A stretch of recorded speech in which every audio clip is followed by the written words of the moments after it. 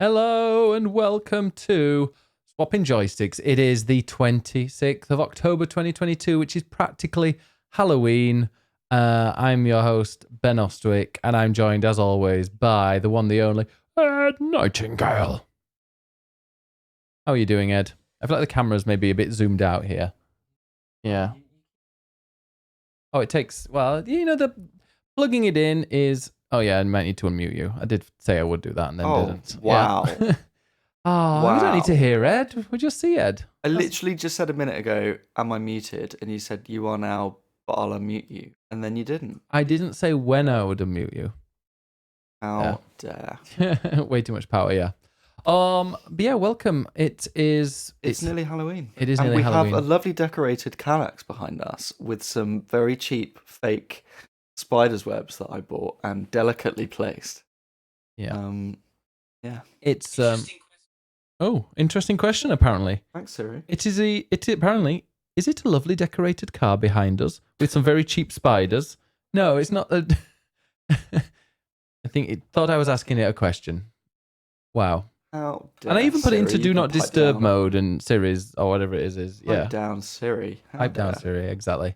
Hopefully I thought you hadn't cleaned. How dare you? No, this is very cheap decorations. Can't you tell how it looks really fake?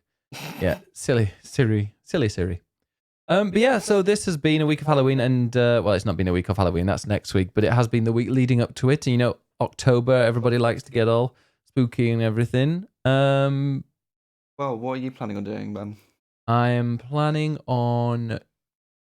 I was going to do some Phasmophobia on Monday. That's what I'm hoping to do. If we do have to, if we do have to do something Halloweeny, I don't really care about Halloween. Well, I do. Why? So we'll do something Halloweeny.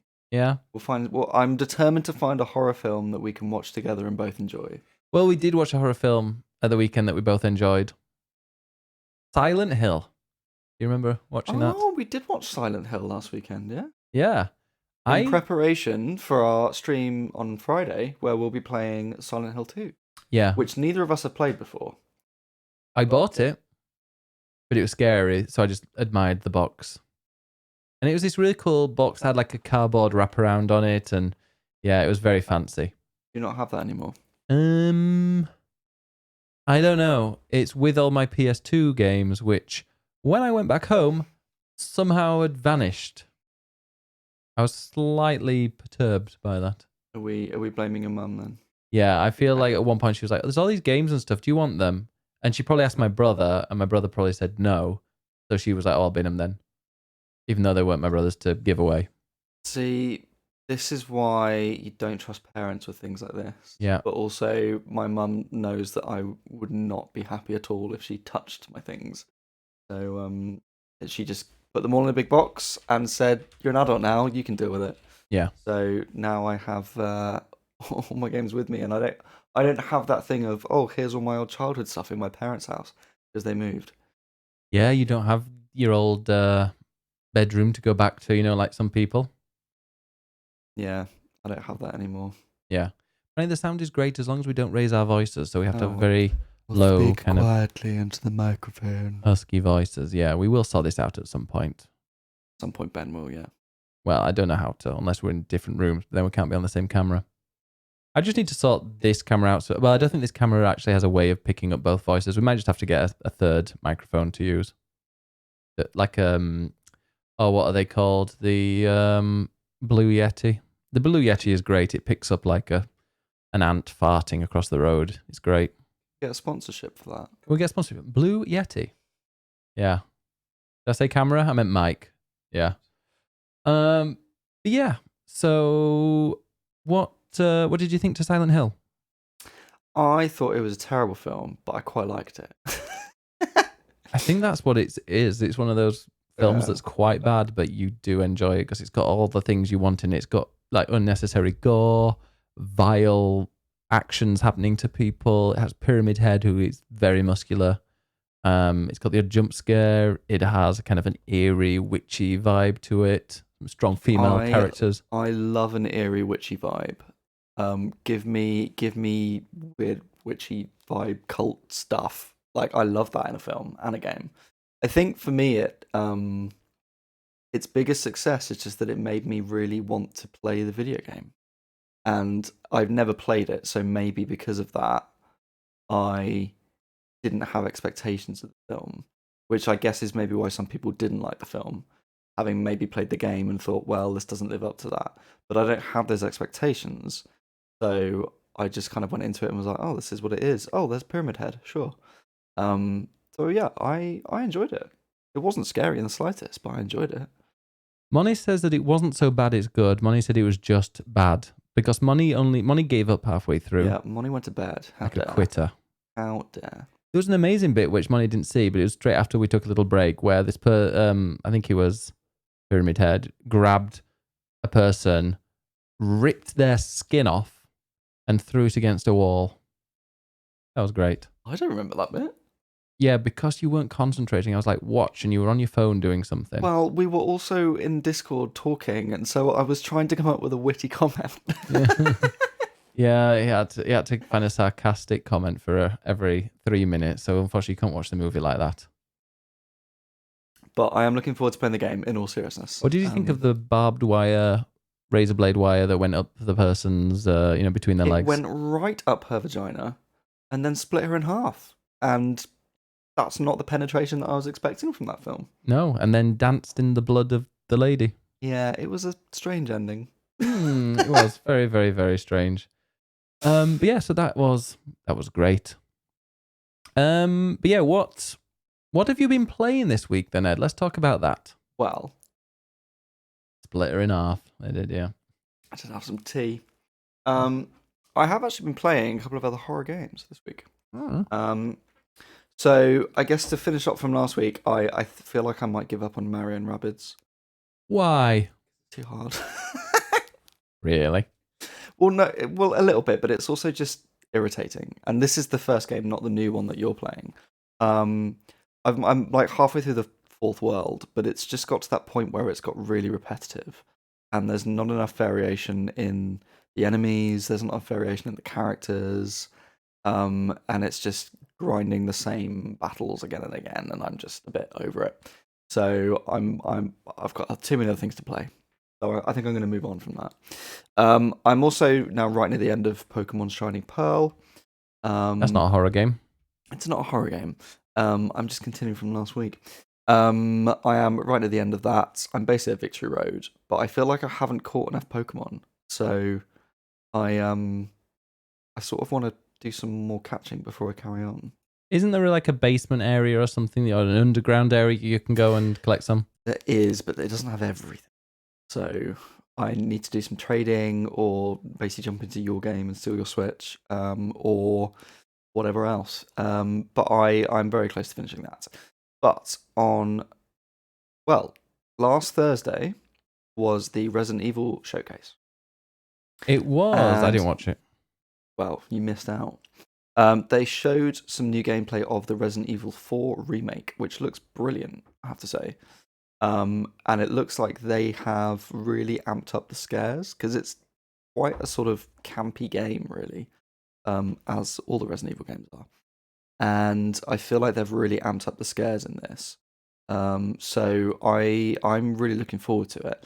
But it reminded me that I never finished the original. Oh, okay. I thought quite a way through, but then I was chatting to my boss last week, and he was like, "Yeah, you're like halfway," and I'm like, "Oh shit." I think I did as well. I think I got to like halfway. Where I got to was the castle area, which I know is the second and is the mid area, but I was pretty sure I was near the end of the castle area. But basically, I got to a sort of boss fighty bit, and I kept running out of ammo, and just couldn't get past it. And I gave up playing it. And I've now realised that I really should go back and finish that game, especially with the remake coming out, because I want to be able to make that comparison. So I decided to play it again. And firstly, I had to find a copy of it, because I played the very original on GameCube when it first came out, but I actually bought it from America.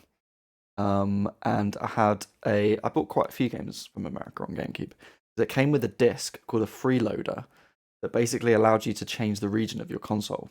So I actually imported quite a few games on the GameCube from America because they came out earlier over there. You were one of those nerds, weren't you? I was one of those Surprised. nerds. Did you import any from Japan as well? No, because I don't speak Japanese. You didn't just get it for the case and stuff? Because I knew a nerd who he imported a PSP because that came out like 6 months or something or more before it came out in the West. And he had no idea what he was playing. He managed to get through a few settings to play a driving game on it. And I remember being like, "Ooh, this is fancy." But I played it in we went to York, I think, and I remember playing a PSP in the back of my parents' car, being like, "This is amazing. It's not out for another few months here." Nice. One of my friends had F-Zero GX from Japan, and that's how I learned what a freeloader was because he brought his round. So I got to play that early in Japanese. My friend taught me what a freeloader was. Yeah. So I played that in Japanese, and then I bought it from America because it came out a couple of months later in America, and then even later over in Europe. So yeah, I played F-Zero early. I played Resident Evil 4 early. I got Animal Crossing on the GameCube, the first one. I got that from America. Wow, classic. That didn't actually come out in Europe on the GameCube, I believe.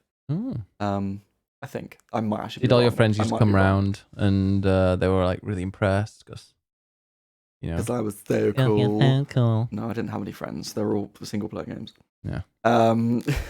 So anyway, I played Resident Evil 4 on the GameCube, and I didn't want to have to set that up again because I'm like, it's an old console.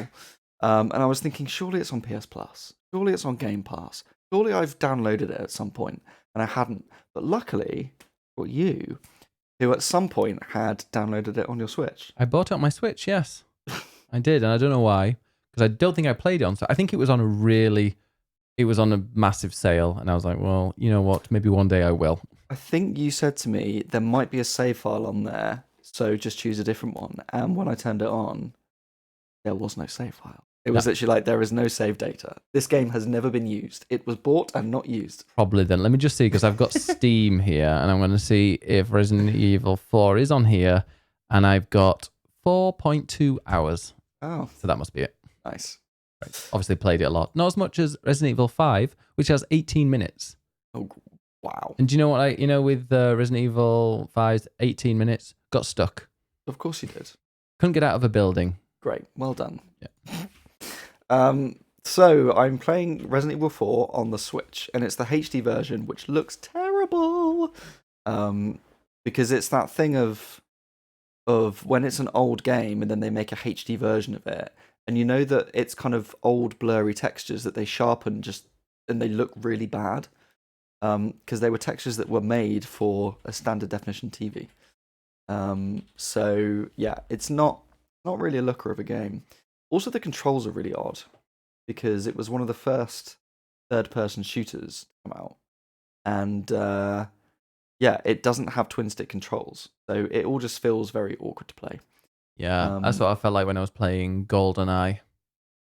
At that place where we were in the science museum, and I mean, like that controlled terribly. I think we've all become so accustomed to twin stick controls for shooting games now that going backwards and playing an old game feels so weird. I think it still holds up today, to be honest. I think it's still a great game. I'm really enjoying it so far. Ashley is still very annoying. Yeah. But that's to be expected, really. But yeah, it's a really great game. So I'm definitely going to stick with it. See if I can actually finish it this time and push through to the end, because I do like it. And I think I'm a little bit better at it this time. And I now know not to use up all my ammo. There's that cheeky thing of shoot the zombies or the not zombies in the knees so they fall on the floor, and then you swipe them with a knife. Do you have a knife where it like breaks easily? A knife? Yeah. No, the knife is indestructible. Oh, is that the same on the other games as well? No, I don't think so. That's what I remember. So yeah, you can just knife them on the floor, and it saves you on ammo. It's a little cheeky tip. So so that's good. Nice. I also, speaking of Resident Evil, so the DLC is out this Friday for Resident Evil Village, which includes extras in the Mercenaries mode. It includes the Shadows of Rose story, and it also includes a third-person mode. So you can play the entirety of Village in third person. Do not do that. They also released a demo which you can play for up to an hour, where you can play it in third person, and it's terrible because Resident Evil Village was designed to be a first person game. And as soon as like the level design is designed for that, and as soon as you go third person and pull the camera out, everything suddenly feels really cramped, and there's this annoying basic man in the way of everything. That just takes up half the screen. He's got a great face though, hasn't he? Well, he doesn't have a face. That's the other thing. Ethan was designed to be the player, so hence all of his games are first person. And in third person mode, they've made it so that if you turn the camera to try and look at him, he will literally turn his face away. And when it gets so far, he'll then just shuffle, so you never see the front of his face. And I know they're trying to make that a thing, so that you just, Ethan is this faceless person, and it's really you. He's already a basic straight white man that there are enough of in video games. We do not need any more. And now he is literally a basic straight white man without a face in third person mode, because he will not even show his face. And it just, if anything, it makes the game feel, or makes you feel more detached from the game, because you don't have a character to identify with because there's no face. So it's this weird thing of feeling really detached from what you're playing. So yeah, I played it for like 15 minutes and was like, this is not the way to play Resident Evil Village. So I'm excited to see what the DLC's like when that's out. I've heard mixed things about Shadows of Rose, but I would absolutely not recommend playing in third person from the short amount of time that I've spent with it. I was just having.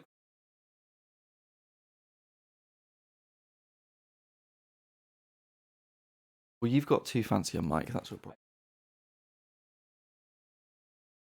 Muted again. See, I'm muting myself to stop it. I was just saying I'm trying to. This is going great so far. I'm trying to make it so that we can just use this one microphone, but I'm trying to work out which, because I got a million settings on this DBX 286S, and I'm trying to work out which of those settings I need to flick for it to pick up everything. Because normally it would pick up everything. If I just go straight into, put the mic straight into there, it would pick up everything. But I just need to work out how to do that. I will find it eventually. But yeah, so what have you been playing, man? Well, haven't you been playing another scary game? Yeah, I played Observer yesterday on stream. Mm-hmm. Observer is by Beluba Team, who are now responsible for the Silent Hill 2 remake. So they also made The Medium and the Blair Witch game and some other horror games. They're known for making horror games. From what I hear, their games are a bit of a mixed bag, but Observer is generally considered to be their best. So after the Silent Hill announcements last week, I thought I'm going to go play a Beluba game and see what they're like. So I played Observer, which is a horror game set in a cyberpunk world. It's a cyberpunk version of Krakow. Beluba are a Polish developer. And it stars Rutger Hauer, and is in memory of him because he sadly died back in 20. And Rutger Hauer is one of the lead. Well, he's the lead antagonist in Blade Runner. You wouldn't know that because you haven't seen it. No, you're going to make me watch it, aren't you? I will make you watch it at some point. Yeah, Observer I quite enjoyed it. It's a first-person horror game. It's very much a cyberpunk game.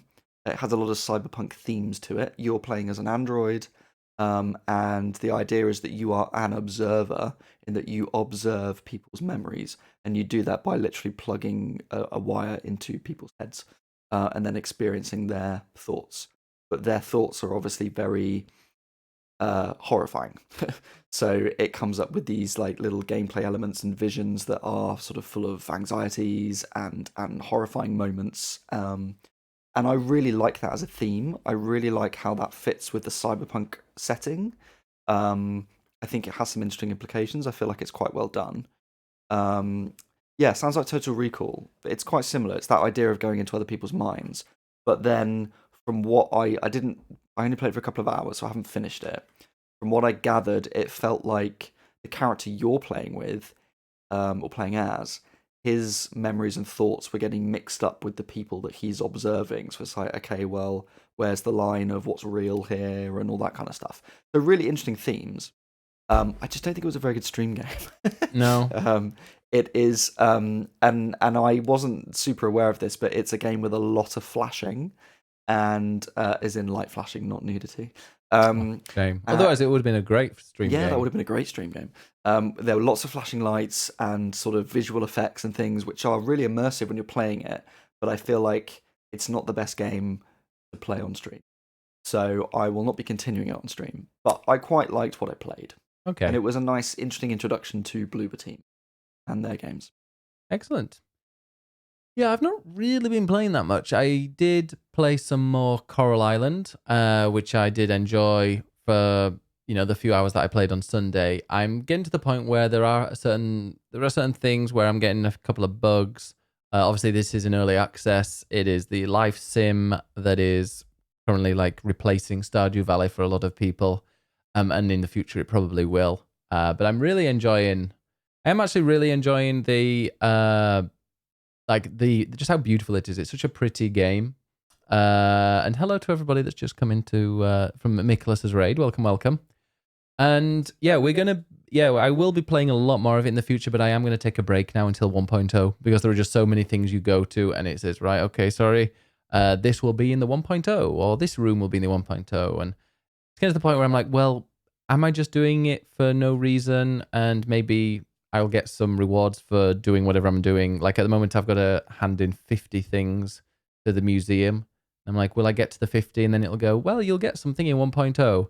Because it does feel like now that there is definitely a limit to what I can do in there, which I don't want to reach. Do you feel like you're hitting a lot of brick walls? Because having looked at their, what's the word? Roadmap. That's the word. The roadmap. Looking at the roadmap, there are a lot of updates that they're making, but they're a long way in the future. Yeah. And it seems like they've got some good stuff planned, but then I wonder, well, how much is in the base game at the moment? Yeah. Right now, the base game does have a lot. In the first few hours that I played, I was like, wow, there's so much in this game. And I was getting ready to do a video being like how much there is in there. But now I've reached a few bits where it's like, this is going to be in the main game. This is going to be in 1.0. I'm like, you know what? This game is brilliant. It's going to be fantastic. I can tell. But I'm going to wait until the 1.0 so I can properly enjoy it. Because right now, I'm reaching some limitations, and I want to play the game when there aren't any of those. And there is one major question with this game that everyone wants to know. Who are you banging? Pretty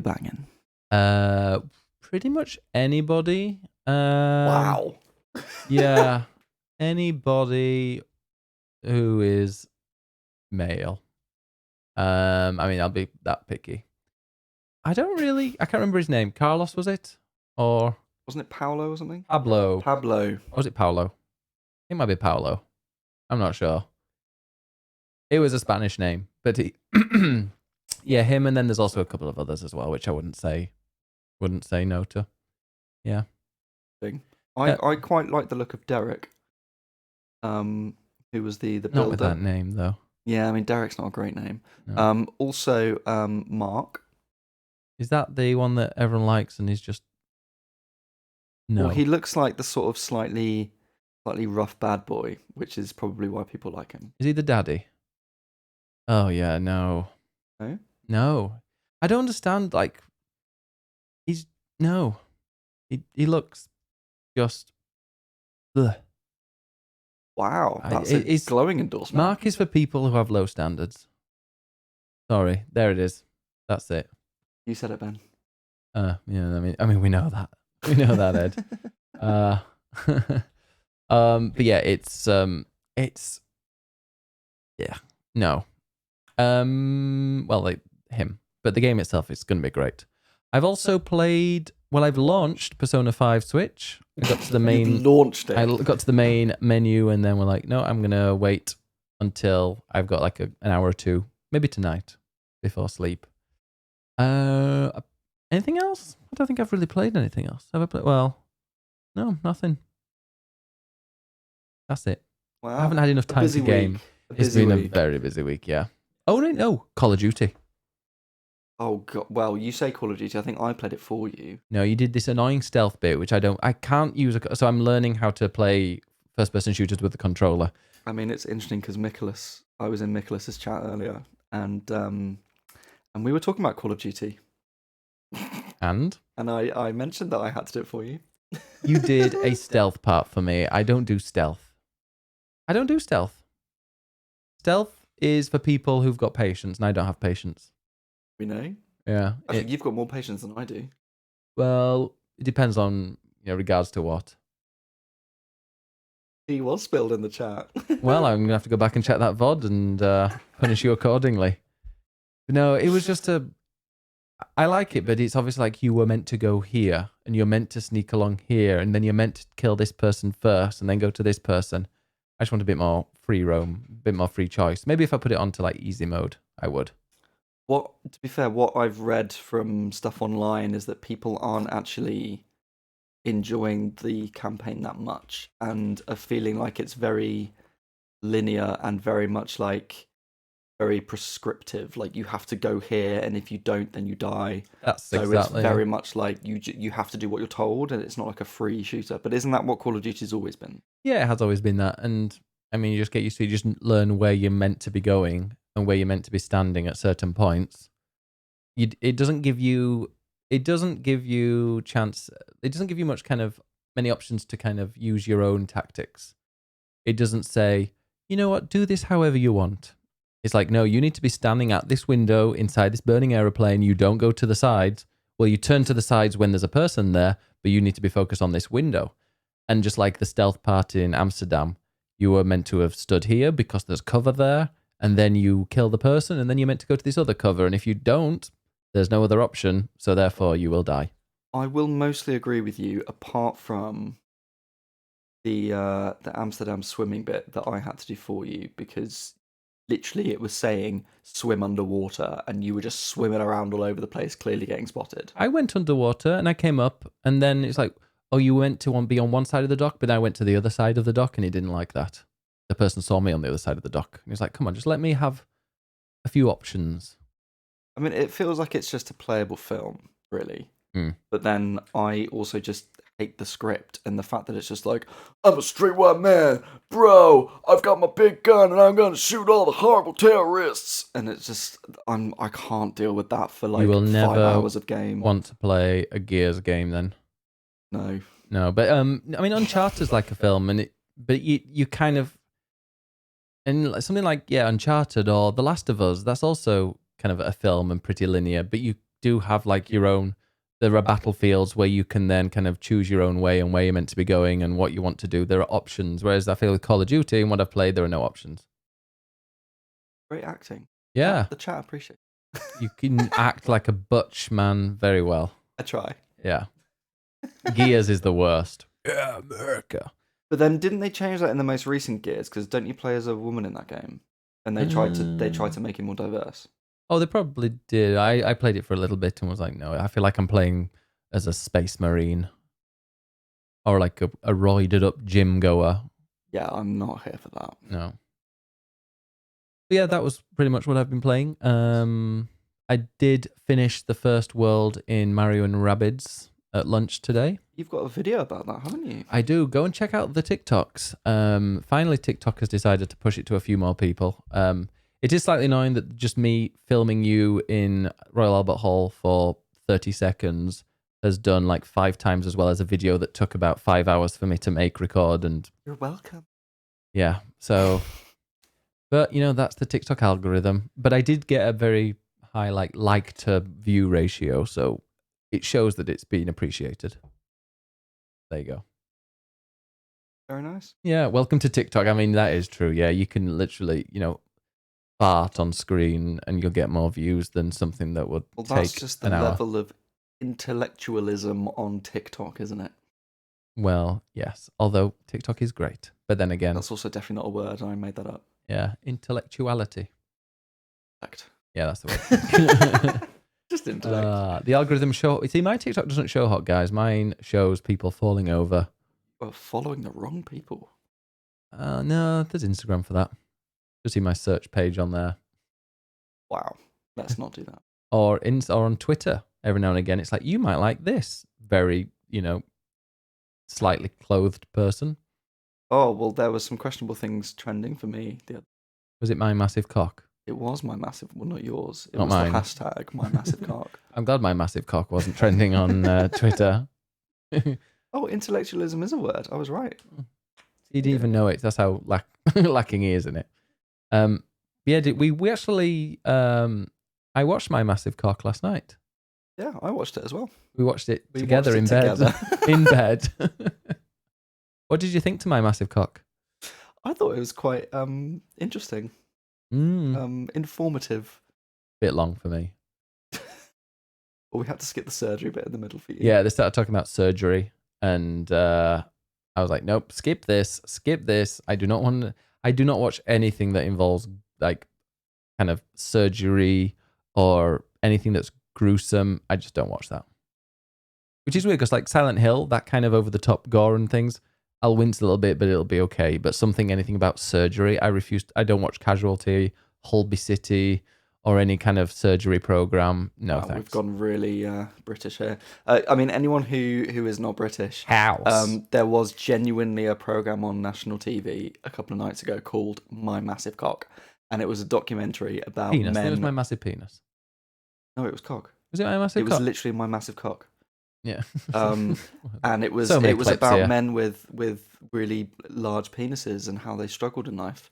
And I genuinely thought that was, in some ways, quite nicely handled. Yeah.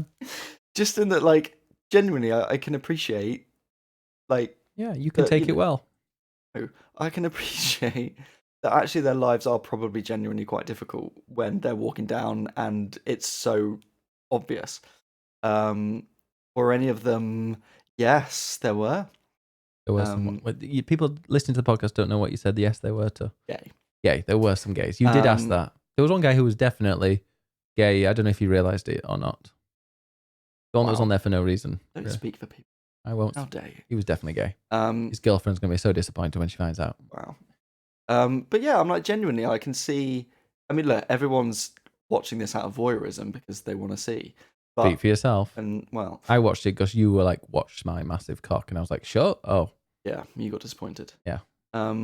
But yeah, generally, like, I can understand how when they are like that big, yes, that's going to be a problem. But then there are people who have a fetish for it and like, oh, I just really want to like shag all the men with big cocks. And like, maybe don't fetishize people.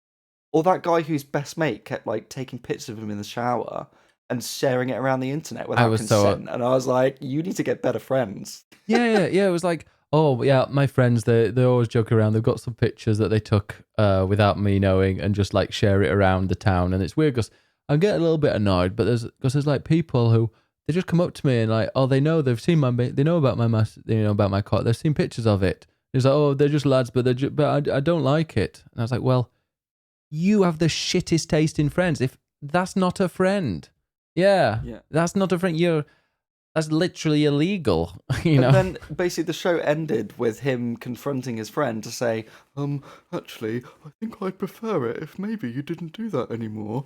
Because he didn't actually just say his point. And his friend was like, well, I think it's a great thing that everyone can see your cock. And it's like, well, it's not about you, is it? You stupid twat. Exactly. Maybe it's about your friend who is actually struggling with mental health and relationships because you keep sharing his nudes across the internet, you fucking bellend. Yeah, and this guy was really like... irritated me. Oh, yeah, no, me too as well. His friend was like, oh, I wouldn't mind. I wouldn't mind. You should... He's like, oh, you should take it as a compliment. You should be proud of it. And it's like, it's not up to you to tell him that. Exactly. Go and fuck yourself. And I hope you get, cautioned or something. But I hope the police come around to him and be like, yeah, could you stop, sharing someone's nudes when they don't ask you to? Oh, he was a bellend. I wanted to punch him. Yeah, this was a one-off documentary. He's a massive dick, that his friend was. He was, yeah. All of the cock jokes. Yeah. It was just a one-off documentary, and basically it was trending on social media the next day. So the hashtag My Massive Cock is trending, which obviously, to get back to your original point, just meant that social media was literally then just full of people showing off nudes, being like, oh, here's mine, lol. When it did actually stem from a documentary. My favourite story was about the man who was like, oh, I was fucking this. I don't know if he said it like this, but he was having sex and all of a sudden it got very wet and then they put the lights on and there was blood everywhere.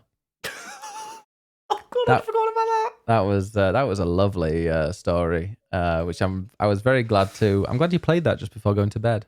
Welcome. Yeah. You're welcome.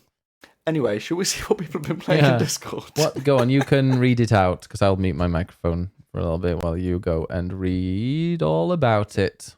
We don't have many. We've only got like 4 people. If anybody wants to quickly tell us what you've been playing, post it in the Discord. Just the 4 peeps in at the moment. So, Westman has been playing Victoria 3, which is a strategy game that came out this week. I saw reviews. A lot of people are praising it. It's getting very good reviews. Westman says, amazing game, but also amazingly complex. Will take me forever to learn about all the mechanics in the game. That's why it's the kind of game I don't think I can handle, because... Oh, I couldn't even get the mechanics in Crusader Kings, so screw those type of games. I am not sure how this compares to Crusader Kings, how complex it is, but yeah, it seems like Victoria 3, I'm not sure who Victoria 1 and 2 are, but, you know. You get to play as Victoria? Is it? I don't even know what it is. It's a strategy game, historical, I think. Oh, do you play as like... No, I don't think you do play as Queen Victoria. I think Victoria II, wasn't she? The big one. Well, the little big one. Was it the second? Was she the second? Or was she Victoria the first? No, you're questioning my history. I think maybe the first. Yeah. I don't know. I'm not sure. I wasn't alive then, so why would I know? That's true. Yeah. Debs, I tried Reefland today. It's still a pretty simple game. Sadly, there isn't a tutorial. So I just started placing tiles that gave me points and went from there. I think this might be the one that I shared on Discord that is quite Dorfromantic-y but slightly more puzzly. It actually looks really good. It's a bit different than Dorfromantic since certain tiles aren't allowed near other tiles. A mine is not allowed near a farm, for example. The tiles that you are allowed to place things next to are in green, and what you want to avoid in red. It seems to go in a round to get you more tiles. You have to score a certain number of points with the tile placements to get access to more tiles. After a few rounds, the whole map colours itself, and then because it's black and white, and as you place the tiles, it becomes coloured. So after a few rounds, the whole map colours itself, and then you can move on to the next round, but you can also continue on the current map. Again, no tutorial, so I really don't know why some placements gave me like 50 points instead of 10. I believe the game was only a bit more than $3. I think it's an early access. But yeah. We've got a few things about Crusader Kings, or Cock 3. Is a role-playing game where you play as a ruler during the Middle Ages, but Victoria 3 is a socio-economic simulator where you play as a nation during the Victorian era. It is the Victorian era, then. See, socio-economic. Is it like politics simulator? Because if it's a politics simulator, that might be up my alley. I think it's more how to make money. Well, I'm not good at that, unfortunately, as you can see. Yeah.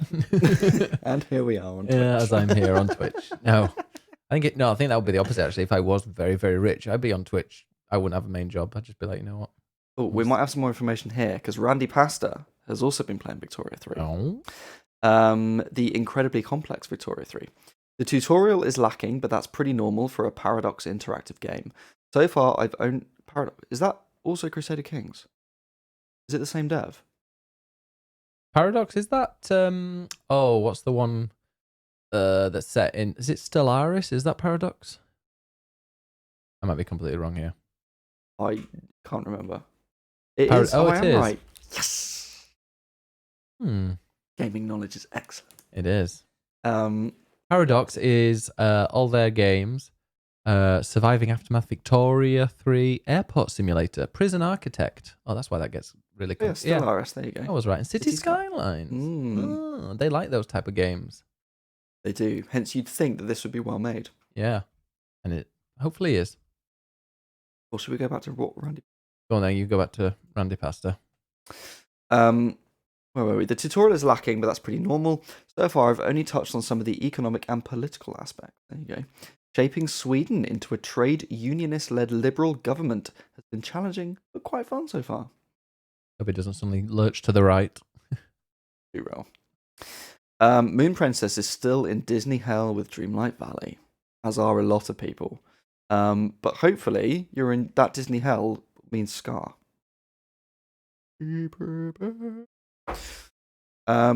Rick Watermelon, I finally finished Pokemon Sword Shield. Which one though?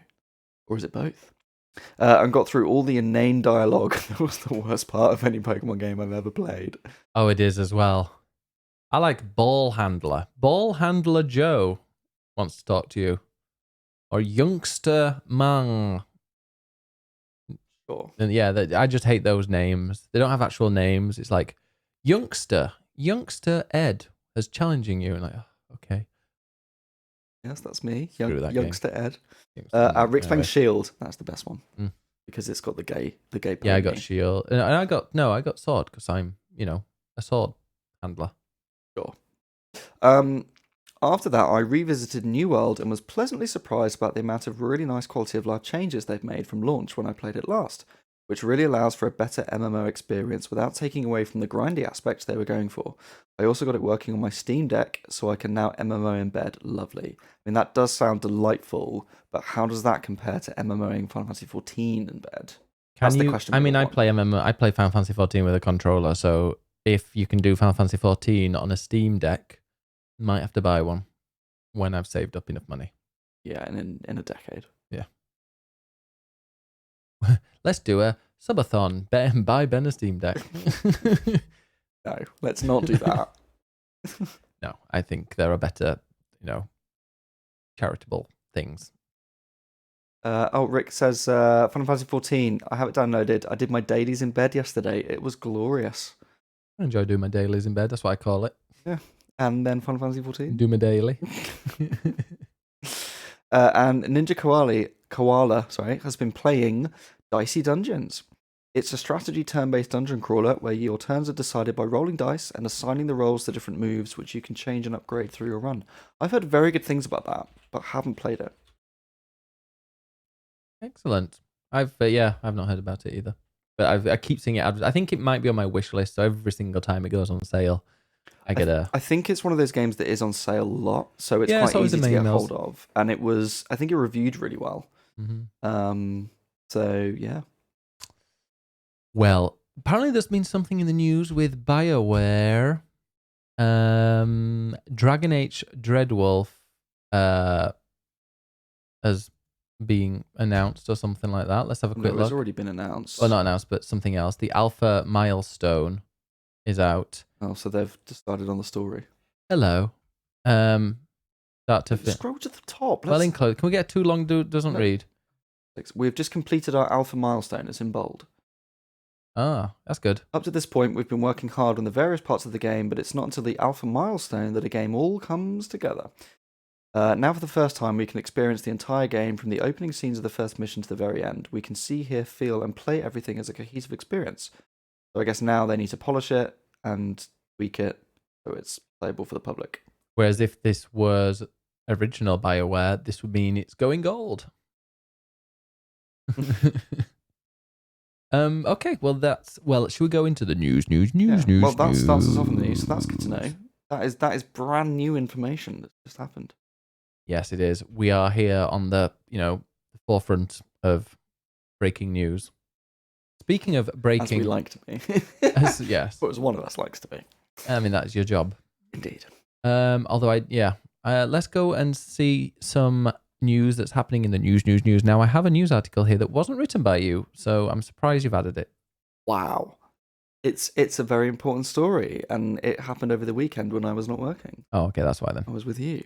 Okay. Actually, I was playing Resident Evil 4. So EA had its Behind the Sims Summit, and unfortunately, the representation was not good because it did not include any black content creators, which is just unacceptable in the year 2022. Also, the fact that it's Black History Month in the UK here.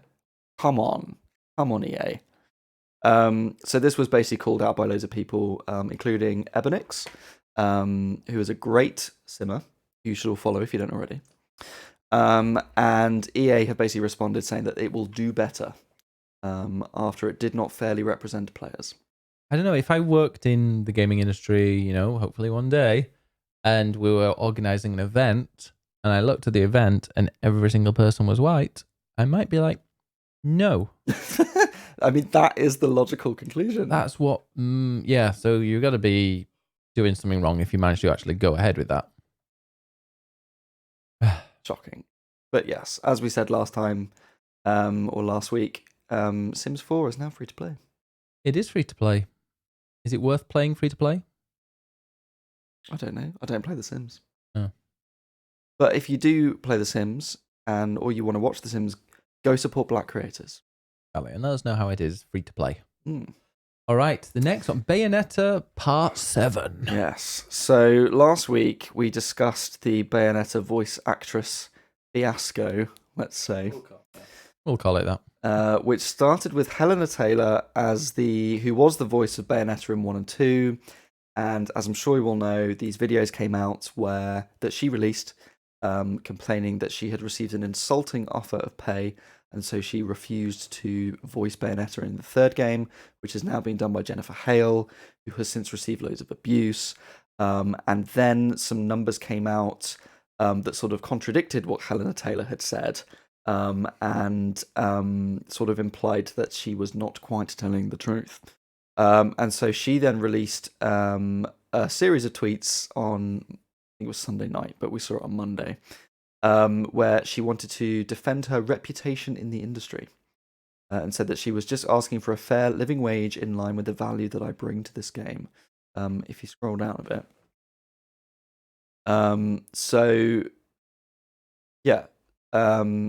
It's come to my attention that some people are calling me a liar and a gold digger. I feel the need to defend myself and my reputation in the industry.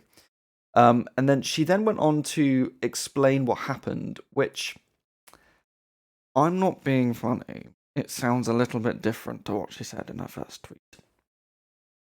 And it feels like she had moulded things or not quite said everything. So she said, as I posted on part 3 of my video thread, and I'm not quite sure she fully did it this clearly, I explained that their first offer was too low. That offer was $10,000 total, which is not the $4,000 that she had previously said. Reminder, this is $450 million franchise, not counting merchandise.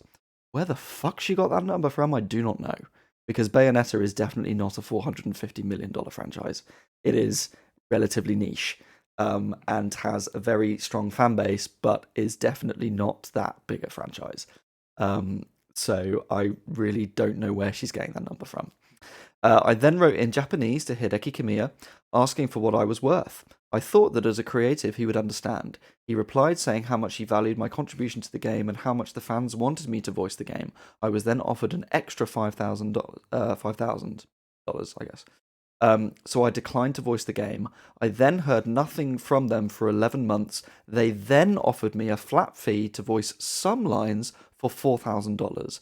Any other lies, such as $4,000 for 5 sessions, are total fabrications.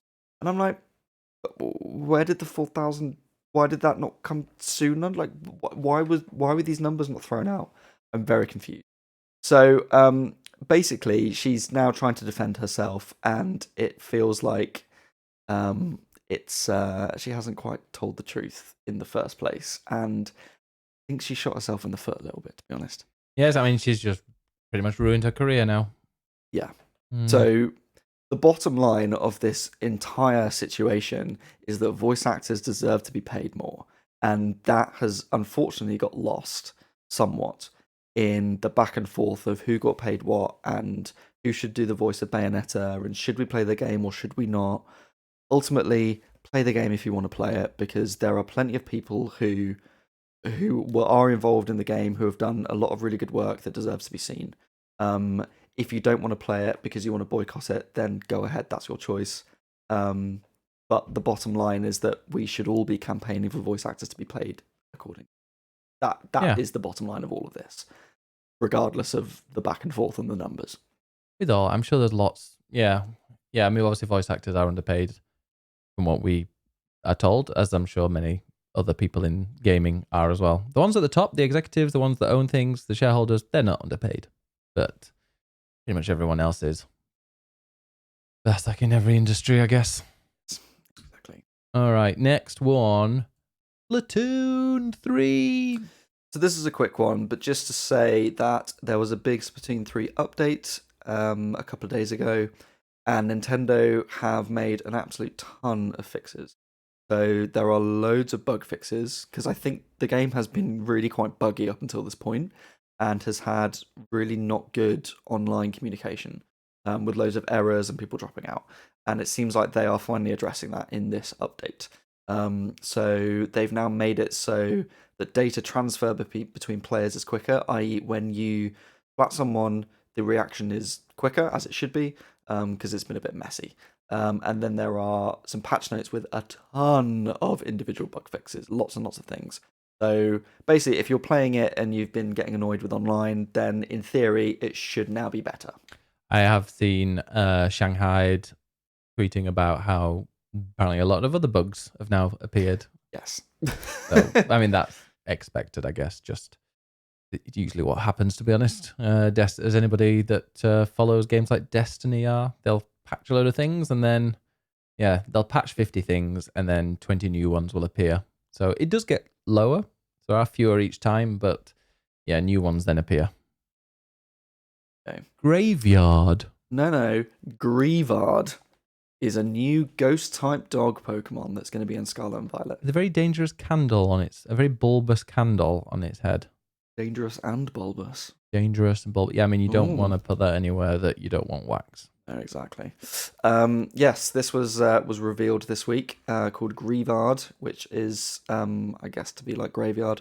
And it's a little ghost dog Pokemon with a candle on its head and looks very cute. However, the closer you get to it, the more it drains your energy. So it's a very cute little dog that just wants to be petted, but if you get too close, it will you'll pass out. Sounds like work. Yeah. Closer I get in the morning, more my energy is drained. And then finally, a Witcher thing. Yes. Quite Without a big Henry announcement Cavill. from today. So earlier, was it earlier this month? Scroll down. Sorry. It was earlier this month. There we go. CD Projekt Red basically had an investor call or a finance call or something, and they unveiled a load of its forthcoming projects, 3 of which were Witcher related. Say that quickly. Were Witcher related? No. We're Witcher related. No. There you go. And can you scroll back up again? There we go. And one of those projects was called Canis Majoris, and it was expected to be something by a third-party developer. And it's now been revealed that that is a remake of the first Witcher game, which was released years ago, only on PC. And it then had an enhanced edition a couple of years later. But people, from what I've heard, people have said that that the first Witcher game is pretty dated. Yeah, and this not is good very to play. janky. They're like, it is a really good game, but it's definitely like a lot of people will fall off it at the start. I did see a lot of replies to it going like, no, make some new games. I mean, which they are working on new games, but when there's a game that many people love, they think is really good, but could really do with a polish or could really do with a remake, this is one that they say. Yeah. Like, if there's a game that isn't widely available anymore, or doesn't play well, or it's dated. From what I've heard, there are some fairly dodgy cards with like naked women on that you collect as Geralt on your way around and things like that. I'm sure some of those things will hopefully change. But yeah, so this seems like a good thing. I think also, The Witcher has become so big since Witcher 3 and the Netflix show that people are now interested in the past of the series. So it makes sense to do a remake. Do you think they'll remake the second one? The second one will come out before The Witcher 4? Oh, I don't know about that. But this remake is being done by a third-party developer called Fool's Theory, with supervision by CD Projekt Red. Fool's Theory are another Polish developer, so they are aware of the origins of The Witcher, and they've worked on supporting Divinity: Original Sin and Baldur's Gate 3 and other RPGs, so they are known for their RPGs. So hopefully it's in good hands. It's also being made in Unreal Engine 5 with the same engine and toolset that CD Projekt are using for their next Witcher trilogy, so 4, 5, 6. So basically, it's going to be a really fun remake, hopefully, that will be in safe hands. We don't know what platforms it is yet. We don't know when it's going to be out. It's apparently in the very early stages. But that was announced earlier today. Nice. And Nathan chat says, I'd love the Fable games to get a remaster. Well, you're in luck. I don't know if they're they're not remastering, but they are doing a relaunch or like they are bringing Fable back. But I think it's just going to be called Fable in brackets, whatever year it comes out, 2028 or whatever. It's the same dev as Forza Horizon. It is. You beat me to it. All right. So I think we'll call that a day. Yeah. And hopefully we'll get the audio settings a little bit better next time. If not, I'll just have to buy a new microphone. And also a longer lead for my mic so that I'm not half off the screen. Yeah, I mean, we could get it like the... Well, I'm also trying to angle it so I'm speaking away from you. Yeah. Okay, well, thank you very much for watching. If you want to find Ed Nightingale, where can we find him? You can find me at ed_nights on Twitch and Twitter. And I am Biggest Benus 1 on Twitter, but Biggest Benus on Twitch. Go to swappingjoysticks.com where you can check out all the old podcasts. You can find it on all your whatever platform you need it on, including YouTube, and all the old ones are on there as well, where we were called something else. But I'll let you go there and find out. All right, Ed, say goodbye. See you all next week. Keep swapping. Keep swapping your gigantic penises.